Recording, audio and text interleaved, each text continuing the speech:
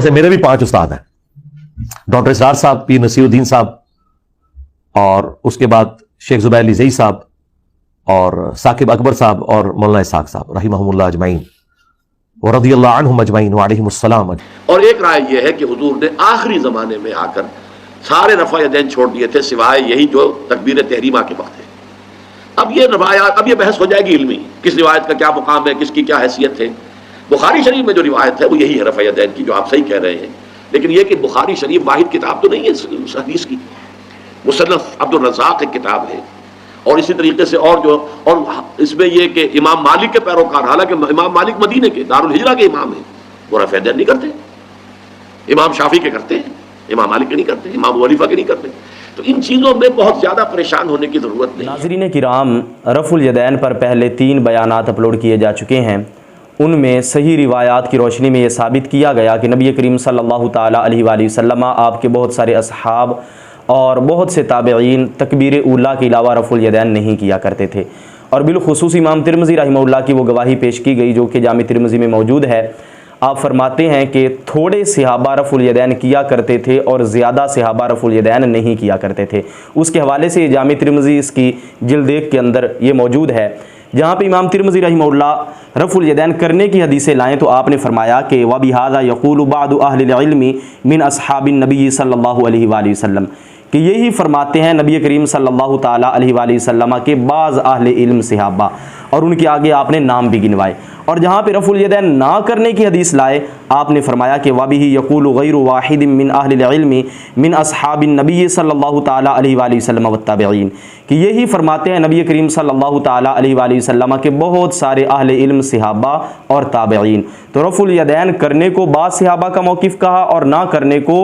بہت سارے صحابہ کا موقف کہا۔ اس بیان میں ہم غیر مقلدین اور ان کی بی ٹیم فرقہ جہلمیہ کے بزرگوں کی رائے لیتے ہیں کہ وہ رفع الیدین کے حوالے سے کیا کہتے ہیں، کیونکہ بہت سارے اسکول و کالجز میں پڑھنے والے لوگ اور مرزا جہلمی کے فالورز وہ ڈاکٹر اسرار کے بیانات کو بھیجتے ہیں اور وہ کہتے ہیں کہ یہ انسان فرقوں سے بالا تر تھا، اس کی پیروی کی جائے، تو اس کے بیان کا بھی ہم جائزہ لیں گے۔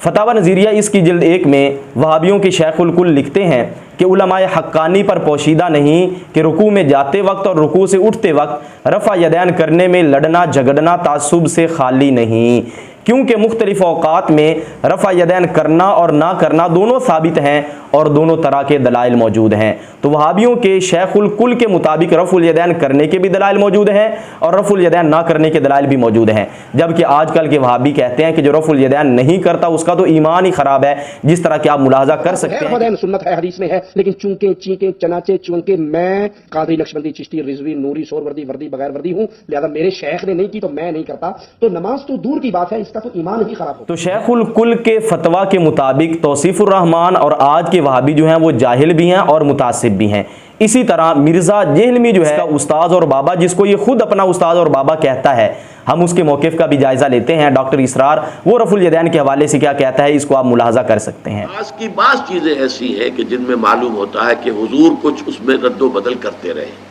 کبھی آپ نے ہاتھ بالکل کھلے چھوڑ کر بھی نماز پڑھی ہے، کبھی آپ نے ہاتھ نیچے باندھے ہیں، کبھی اوپر باندھے ہیں۔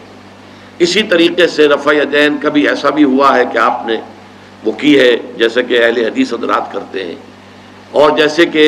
یہ شیعہ کرتے ہیں وہ اس سے بھی زیادہ کرتے ہیں رفع یدین، اہل حدیث سے آگے ہیں، وہ بہت آگے ہیں رفع یدین کے اندر۔ اور ایک رائے یہ ہے کہ حضور نے آخری زمانے میں آ کر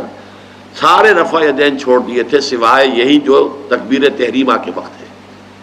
اب یہ روایات، اب یہ بحث ہو جائے گی علمی، کس روایت کا کیا مقام ہے، کس کی کیا حیثیت ہے۔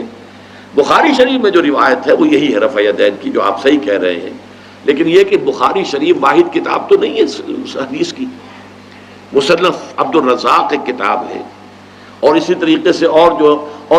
اس میں یہ کہ امام مالک کے پیروکار، حالانکہ امام مالک مدینے کے دارالہجرہ کے امام ہیں، وہ رفع یدین نہیں کرتے، امام شافعی کے کرتے ہیں، امام مالک کے نہیں کرتے، امام ابو حنیفہ کے نہیں کرتے۔ تو ان چیزوں میں بہت زیادہ پریشان ہونے کی ضرورت نہیں ہے۔ ناظرین کرام، آپ نے سماعت کیا کہ مرزا جہلمی کا بابا ڈاکٹر اسرار رفع الیدین چھوڑنے کے موقف کو بھی صحیح مانتا ہے، جبکہ مرزا جہلمی یہ کہتا ہے کہ جو رفع الیدین چھوڑتا ہے وہ نبی کریم صلی اللہ تعالیٰ علیہ وآلہ وسلم کا دشمن ہے۔ جو شخص جان بوجھ کے رفع الیدین چھوڑتا ہے وہ رسول اللہ کا دشمن ہے. اسی طرح پچھلے بیان میں ہم نے یہ بھی ثابت کیا کہ امام ابو حنیفہ رحمہ اللہ ہی صرف رفع الیدین نہیں چھوڑتے بلکہ امام مالک رحمہ اللہ بھی تکبیر تحریمہ کے علاوہ کہیں بھی رفع الیدین نہیں کیا کرتے تھے. اور امام مالک رحمہ اللہ رفع الیدین کرنے کی اگر حدیث لائے ہیں تو مصنفین اپنی کتابوں میں ہر طرح کی حدیث لاتے ہیں اور ان کا موقف ان کی فقہ کی کتابوں میں درج ہوتا ہے. فقہ مالکی کی بنیادی کتاب المدونۃ الکبریٰ کا میں نے حوالہ پیش کیا تھا کہ امام مالک رحمہ اللہ تکبیر تحریمہ کے علاوہ رفع الیدین نہیں کیا کرتے تھے. اور آج لاکھوں مالکی جو پوری دنیا میں موجود ہیں وہ بھی نماز کے شروع کے علاوہ کہیں بھی رفع الیدین نہیں کرتے. اور پھر ان لوگوں کو ان کے بابا کا قول بھی پیش کر دیتے ہیں کہ مرزا جہلمی کا استاد اور اس کا بابا امام مالک رحمہ اللہ کے بارے میں کیا فرماتا ہے کہ وہ رفع الیدین کرتے تھے یا نہیں کرتے تھے. آپ اس کو ملاحظہ کر سکتے ہیں. امام مالک مدینے کے دارالہجرہ کے امام ہیں, وہ رفع الیدین نہیں کرتے. تو مرزا جہلمی کے استاد اور اس کے بابا ڈاکٹر اسرار کے بقول امام مالک رحمہ اللہ آپ تکبیر تحریمہ کے علاوہ کہیں بھی رفع الیدین نہیں کیا کرتے تھے. وہ امام مالک رحمہ اللہ جو کہ مدینہ شریف کے امام ہیں, مدینہ شریف میں بیٹھ کر حدیث پڑھایا کرتے تھے. اور امام نسائی جن کے بارے میں فرماتے ہیں کہ تبع تابعین کی جماعت میں امام مالک رحمہ اللہ سے زیادہ کوئی عظیم انسان نہیں ہے. اور وہ امام مالک رحمہ اللہ جو امام بخاری اور امام مسلم سے بہت پہلے کے ہیں اور امام بخاری اور امام مسلم جن سے استفادہ کرنے والے ہیں, تو وہ بھی تکبیر تحریمہ کے علاوہ کہیں بھی رفع الیدین